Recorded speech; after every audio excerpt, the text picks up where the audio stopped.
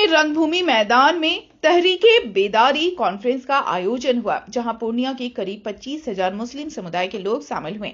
इस मौके पर राज्यसभा के पूर्व सांसद गुलाम रसूल बलियावी बतौर मुख्य वक्ता पहुंचे। इसके अलावा मंच पर देश भर से आए करीब 50 वक्ता मंचासीन रहे।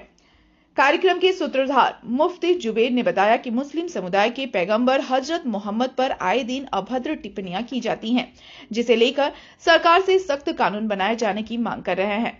इसी मौके पर पूर्णिया के रंगभूमि मैदान में आज टिहरी के विदरी कॉन्फ्रेंस का आयोजन किया गया है।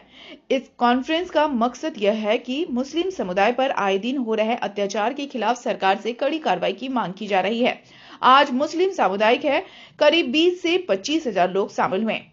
मौके पर गुलाम रसूल बलियावी ने बताया कि इस इदारे की शुरुआत 14 दिसंबर 2022 को हुई थी, जिसका मुख्य उद्देश्य है कि मुस्लिमों के पैगंबर हजरत मोहम्मद तथा किसी भी मजहब के महानुभाव या फिर जिससे लोगों की आस्था जुड़ी हो, उनके खिलाफ जो भी अभद्र टिप्पणी करता है उसे सरकार सख्त से सख्त सजा दे। उन पर देशद्रोह का मुकदमा दर्ज हो। आए दिन मॉब लिंचिंग होता है। राह चलते मुस्लिम युवकों को आतंकवादी कहकर गिरफ्तार कर लिया जाता है, लंबे समय तक जेल में रखा जाता है। जांच एजेंसियों के पास कोई भी सबूत नहीं होता। कोर्ट दशकों बाद रिहाई मिलती है। वक्फ बोर्ड का मसला सरकार लेकर आती है। सरकार को बता देना चाहते हैं ये जमीन हमारे बाप दादाओं की है, किसी मुगल की देन नहीं है, न ही सरकार इसका मालिक है। लोकतंत्र में जो हक अधिकार मिला है उसके खिलाफ सरकार कुछ कदम उठाएगी तो हम लड़ने को तैयार हैं। ये कॉन्फ्रेंस उसी का टेलर है।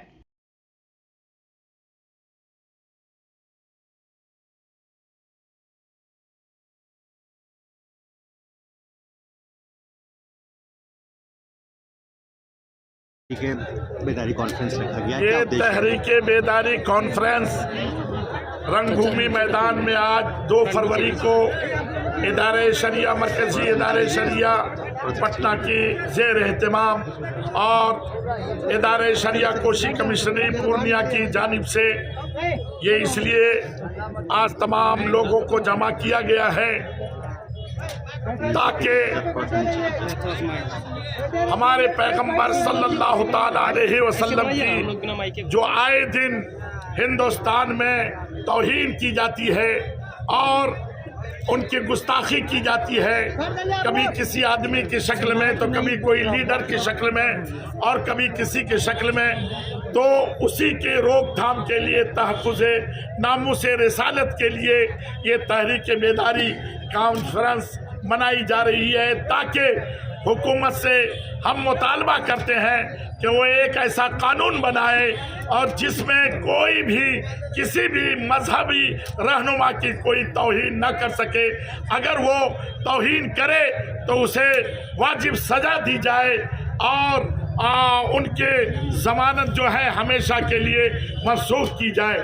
और उनके बाद दूसरा ये कि इस तहरीक का ये है कि मुसलमानों की इज्जत आबरू जान और माल की हिफाजत की मुस्तहकम इक़दाम किया जाए ताकि हम मुतमईन होकर ज़िंदगी गुजार सकें। हमारा ये पैगाम है कि खुद जियो और दूसरे को जीने दो। हम मुसलमान हैं, हम अमन शांति चाहते हैं, इसलिए चाहते हैं कि किसी किस्म के कोई मुसलमान नौजवानों को कब तकलीफ न पहुंचाया जाए। और तमाम मुसलमानों से भी गुजारिश करते हैं कि वो भी किसी भी मजहब के किसी भी आदमी को बिला वजह तकलीफ न पहुंचाएं। हमारा इस्लाम का यही पैगाम है। इसलिए कहते हैं जियो और दूसरों को जीने दो। कहाँ से शोरा इकराम आए हैं यहाँ बहुत दूर से मरकजी इदारे शरिया पटना के तमाम अरकान और तमाम उलमा और इनके जितने भी चाहने वाले और इनसे मुंसलिक हैं, सब के सब बहुत दूर दूर से, कोई जो है कलकत्ता से, कोई बम्बई से, तो कोई मुरादाबाद से, जैसे अमीन शरीयत हज़रत अल्लामा मौलाना अब्दुल मन्नान साहिब कलीमी ये मुरादाबाद रहते हैं। और उलमा इकराम मुख्तलिफ जगहों से यहाँ तकरीबन ये देख रहे हैं आप कि मेरे ख्याल से 50 से ज़ायद उलमा होंगे। मैं कम बोल रहा हूँ वरना 50 से भी ज़ायद होंगे। सदारत के तौर पर कौन है? और ये सदारत गाज़ी मिल्लत मोहसिन कौम रहबरे कौम, जाने कौम हजरत अल्लामा मौलाना गुलाम रसूल बलियावी, सदर मरकजी इदारे शरिया सुल्तानगंज पटना और जेरे एहतमाम इदारे शरिया कोशी कमिश्नरी पूर्णिया, जिनका मैं काजी शरीयत सीमांचल हूँ और यही इदारे के तहत मैं काम करता हूँ।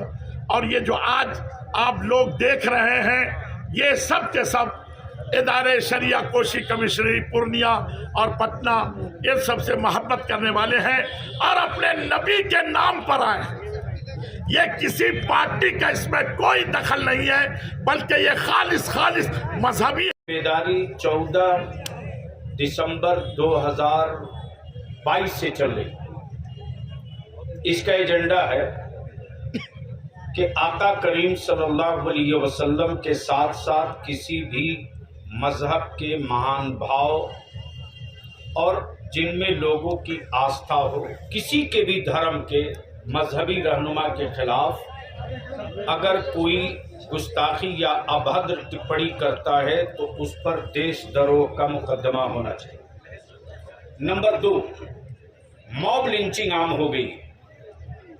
ट्रेनों में देखकर टोपी दाढ़ी मारा गया और अदालत में बैठे जजेस मारने वाले को पागल डिक्लेयर कर दी।